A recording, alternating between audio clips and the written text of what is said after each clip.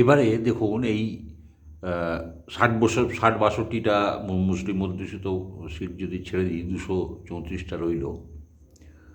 এই ২৩৪টার মধ্যে ৯০টা বিজেপির, আমরা জানি এর আগের পর থেকে ৯০টা। এই কিছুটা নিশ্চয়ই পাল্টাবে, ভোটের ফলাফল তো পাল্টাবেই, পাল্টাবে বলেই তো বারবার ভোট।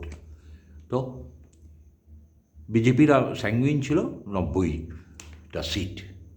তাহলে ২৩৪ থেকে ৯০ বাদ গেলে থাকছে ২৪৪, ১৪৪। এই ১৪৪টা সিটের মধ্যে বেশ কিছু সিট আছে যেখানে মুসলিম ভোট আছে। সেই সব মুসলিমদের ভোট, যাদের ধরুন ২০%, ২৫%, ৩০%, ৩৫% পর্যন্ত যেখানে মুসলিম ভোট রয়েছে, সেখানে কিন্তু মুসলিমরা সবাই তৃণমূলকে ভোট দেবে, আর কাউকে দেবে না। ১-২% এদিক সেদিক হতে পারে। তো লড়াইটা কিন্তু এবারে তাহলে সনাতনীদের। সনাতনীর ভোট যদি ভাগ হয়, তাহলে কিন্তু তৃণমূল এই যেটা আমি হিসাবে বললাম,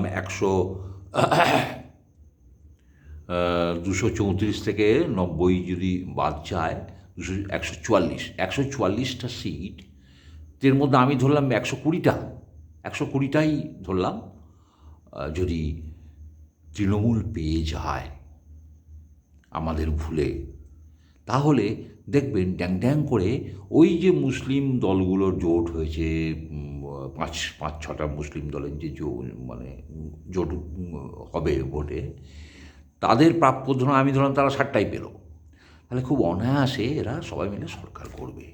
মুসলিম একজন উপমুখ্যমন্ত্রী হবে আমাদের পশ্চিমবঙ্গে।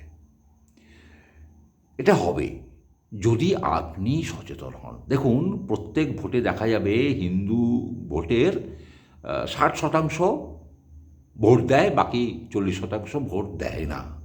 এই যারা ভোট দেন না, তাদেরকে বলবো আপনারা এরকম ভোটকে আর নেগলেক্ট করবেন না।